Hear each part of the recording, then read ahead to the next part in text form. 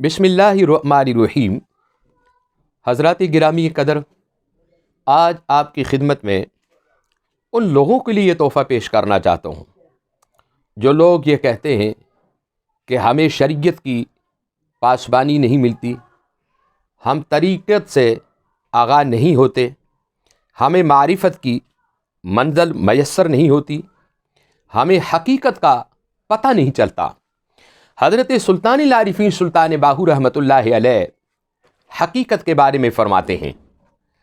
آپ فرماتے کہ میں نے جب اللہ کے الف کو ڈھونڈا اور اس کے اندر گوتا لگایا تو مجھے اللہ کے الف کی حقیقت کا پتہ نہ چلا، اور 30 سال تک میں دریائے وحدت میں گوتے لگاتا رہا، لیکن میں اللہ کی الف جو ہے اس کی حقیقت کو نہ پا سکا۔ نہ اس کی ابتدا کا مجھے پتہ چلا، نہ اس کے انتہا کا مجھے پتہ چلا۔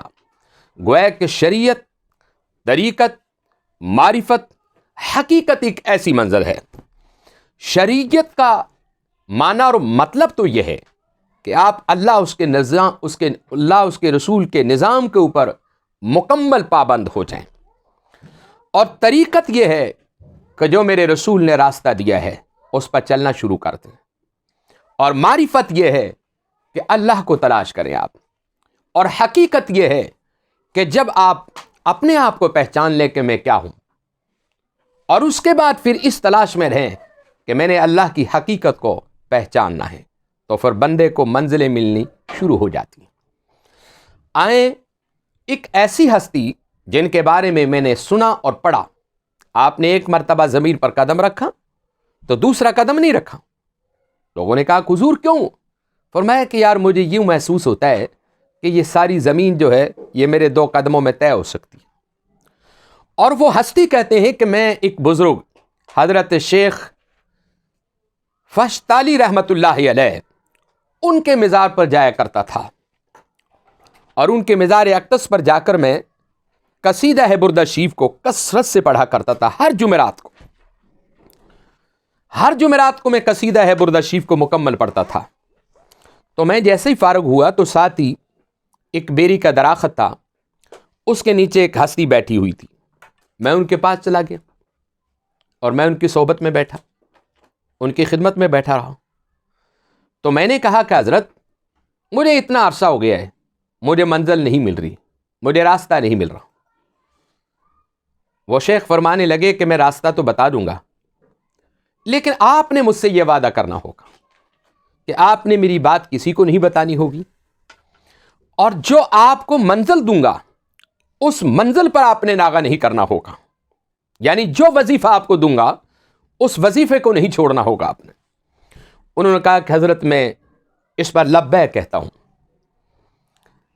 اب سوال کرنے والے کون تھے؟ شیخ سید عبدالعزیز دباغ رحمۃ اللہ علیہ۔ اور سوال کا جواب دینے والے کون تھے؟ حضرت خضر علیہ السلام، بہت بڑی ہستی ہیں۔ انہوں نے کہا کہ بیٹا تم یہ پڑھا کرو، اور ہر روز اس کو 7000 مرتبہ پڑھا کرو بلا ناغہ، اور کسی کو نہیں بتانا ہوگا۔ تو حضرت سید عبدالعزیز دباغ رحمۃ اللہ علیہ آپ نے سوال کیا کہ حضور اس کے پڑھنے کا فائدہ بھی کوئی ہوگا؟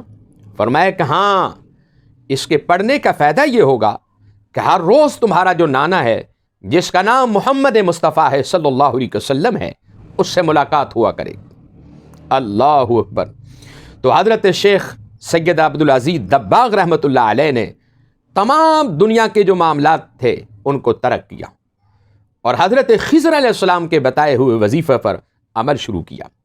آپ ہر روز رات کے حصے میں اس کو 7000 مرتبہ یہ درود پاک پڑھا کرتے تھے۔ آئیں آپ کو پڑھ کر سناتا ہوں۔ بسم اللہ الرحمن الرحیم۔ اللہم یا ربی، اے اللہ، اے میرے رب، بجاہ سیدنا محمد صلی اللہ علیہ وسلم بن عبد اللہ، اجمع بینی و بین سیدنا محمد بن عبد اللہ فی الدنیا قبل الآخرہ۔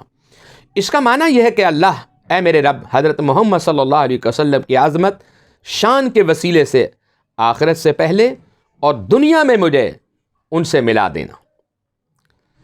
حضرت شیخ عبدالعزیز دباغ رحمۃ اللہ علیہ نے جب اس وظیفے کو شیخ خضر علیہ السلام سے سیکھ لیا اور اجازت چاہی تو چلتے بنے۔ آگے ایک بزرگ ملے انہوں نے کہا کہ اور شیخ عبدالعزیز مبارک ہو تمہیں۔ کہا حضور کس طرح؟ فرمایا کہ تمہیں خبر ہے کہ جن کی صحبت سے اٹھ کر آئے وہ کون تھے؟ تو آپ نے کہا کہ آپ بتائیں۔ تو فرمانے لگے کہ ان کا نام ہی تو حضرت خضر علیہ السلام ہے، جنہوں نے آپ کو یہ وظیفہ دیے ان کا نام حضرت خضر علیہ السلام ہے۔